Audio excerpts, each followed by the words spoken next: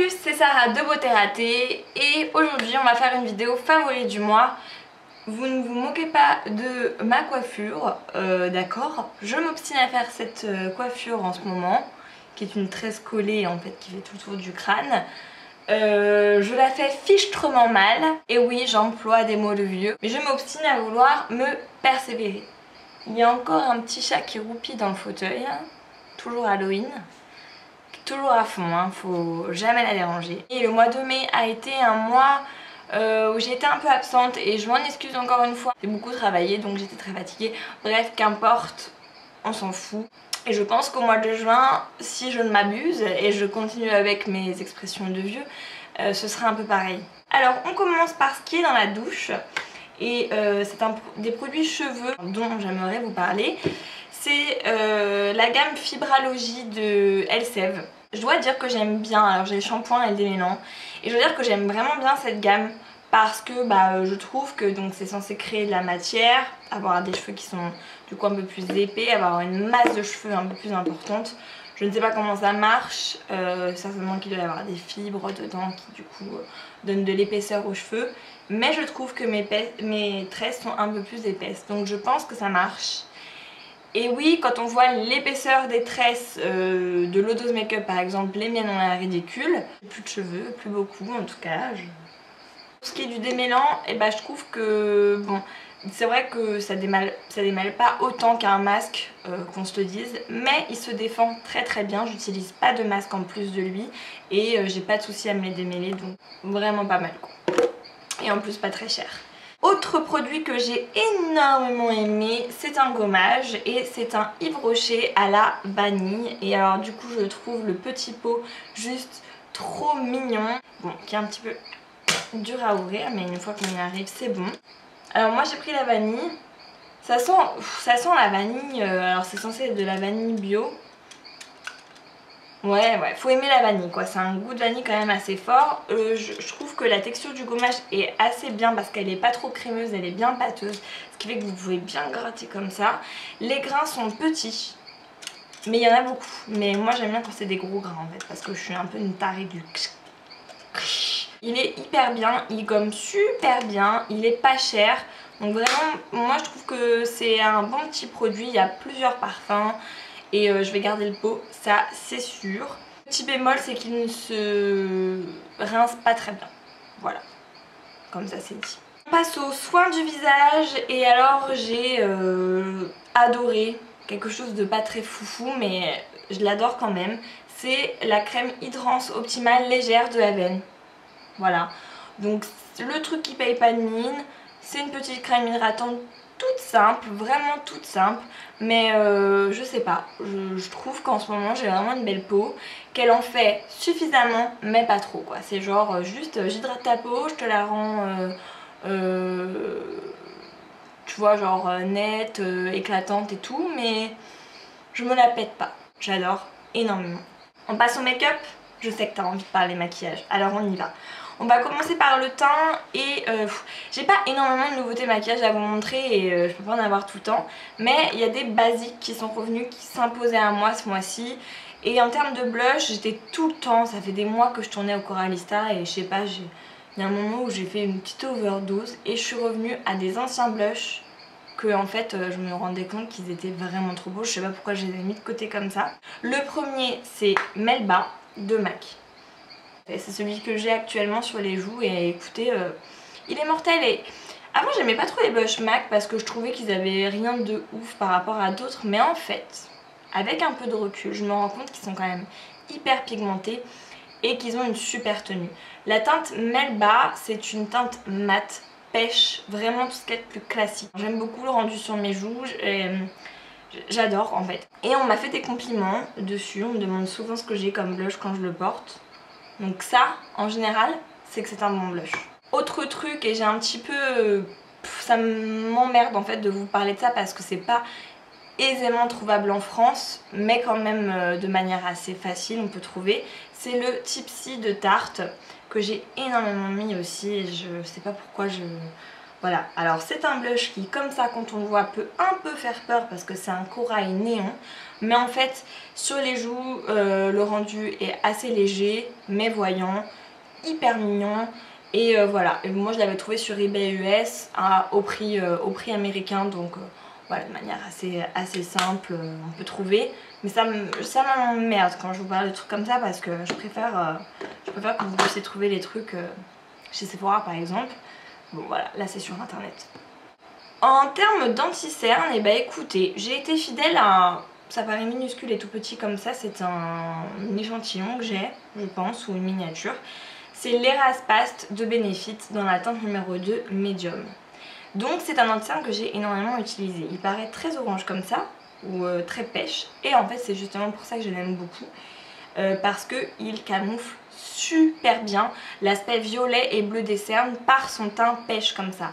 Alors je vous cache pas que la texture est assez grasse et épaisse. Ce qui peut paraître un peu déroutant au début, mais en fait je l'adore quoi, vraiment je l'adore.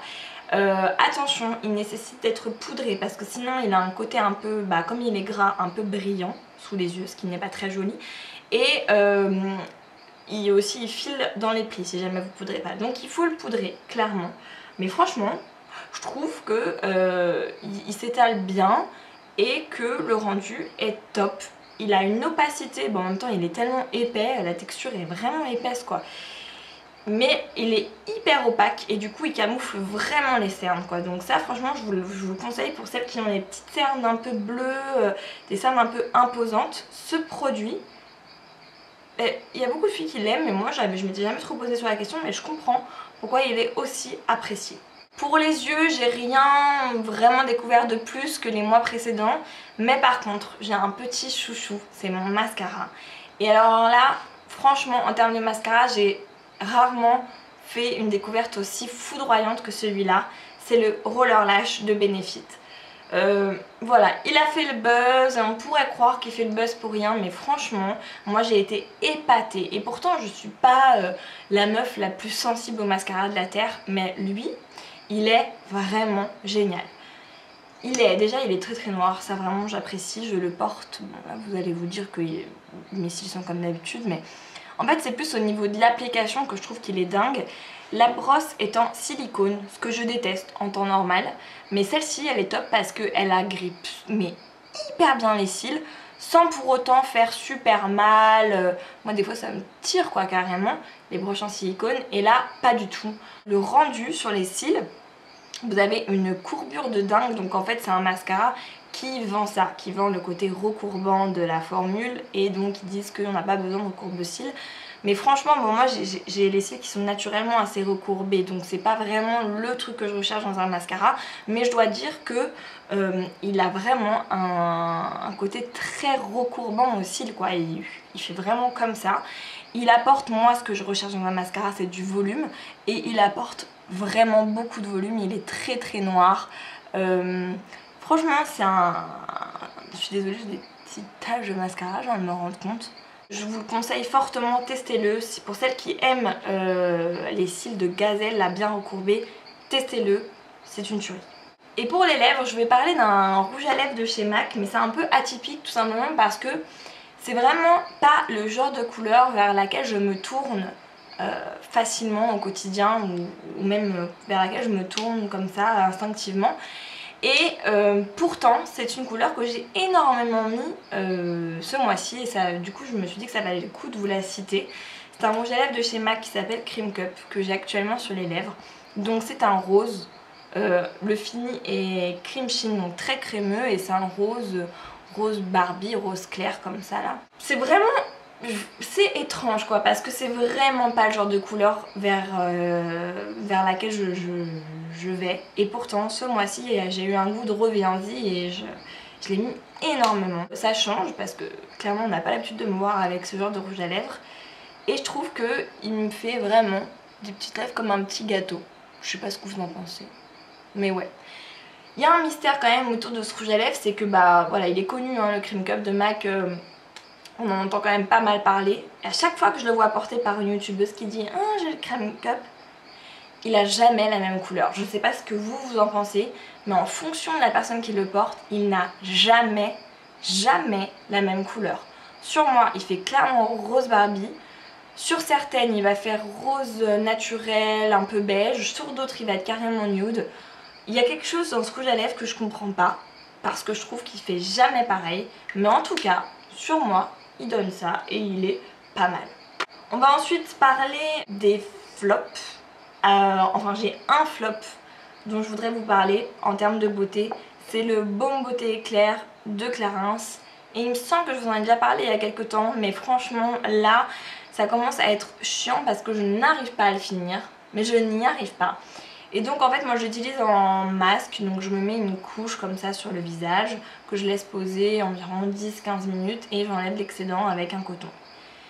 Et c'est censé repulper la peau, l'hydrater, donner un petit coup d'éclat, voilà. Sans prétention, à la base c'est vraiment un produit sans prétention quoi.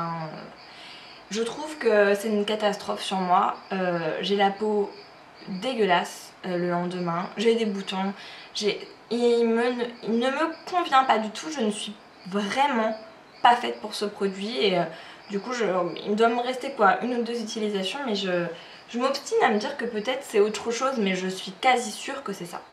Ensuite, dans les tops de la vie quotidienne, ou on va dire dans les tops un petit peu autres que la beauté, je voulais vous parler d'une huile essentielle et pourtant je sais que je ne suis pas du tout pro huile essentielle, voire même je pourrais dire que je ne les aime pas parce que je trouve en général que ça pue et je vois pas trop l'intérêt. Mais en fait ce qui s'est passé c'est que j'étais assez stressée par rapport au plateau moto là, voilà, je vous en avais parlé, j'avais vraiment une petite baisse de régime et c'est ma maman, que j'embrasse fort si elle me regarde, qui m'a conseillé l'huile essentielle de Laurier Noble. Donc moi j'ai un peu rigolé quand elle m'a conseillé ça, mais j'ai regardé un peu sur internet et il disait que l'huile essentielle de Laurier Noble apportait confiance en soi, courage, voilà, rehausse de l'estime de soi, que c'était bien pour les examens, pour voilà, les petits trucs un peu stressants du quotidien, les entretiens, les machins et tout. Je me suis dit, ma foi, je vais faire une cure. Donc j'en ai acheté et pendant, on va dire, une semaine suivant, enfin la semaine précédant mon examen, je m'en suis badigeonné le plexus solaire comme ça, enfin badigeonné, non, je mettais 2 gouttes sur mon plexus solaire comme ça le soir avant de me coucher. Je la sentais aussi, l'olfaction dans les mains comme ça, et puis j'en mettais à l'intérieur des poignets. Une goutte. Et j'ai eu mon plateau moto. Alors, je ne dis pas que c'est grâce à ça, je dis juste que il y a quand même un petit côté relaxant, un petit côté, voilà, le matin avant d'y aller, le jour de mon plateau, je l'ai bien senti. Je me suis dit, bon, tu es une superstar, tu vas y arriver, et j'ai réussi. Voilà. Donc c'est un gros hasard, très certainement. Mais franchement je vais la garder quand même dans un petit coin et un jour où j'aurai un truc qui me stresserait un peu comme ça, je vais la sentir avant de partir parce que ça soulage quand même, ça fait énormément de bien. Et autre favori, et bien c'est cette bougie qui brûle derrière, que vous ne voyez pas du coup parce qu'elle est un peu loin, mais c'est la Yankee Candle Fluffy Towel, donc serviette moelleuse, je crois que c'est ça. Et franchement c'est le genre d'odeur chez Yankee Candle qui sent le propre, un peu comme Clean Coton, tout ça. Donc ça sent la lessive à fond les ballons, mais j'aime bien la faire brûler parce qu'en fait ça fait une impression que la maison elle est passée à la machine quoi. Pff, ça fait une odeur de lessive et de propre qui se diffuse très très bien dans la maison. Et ça joue un petit peu sur le côté propreté ressentie par le nez. Voilà, bon, c'est tout, j'aime bien et voilà. Sur ce, je pense que j'ai fait le tour. Ça va être encore une fois une très longue vidéo, je suis désolée. Je vous fais plein de gros bisous et je vous dis à la prochaine. Salut!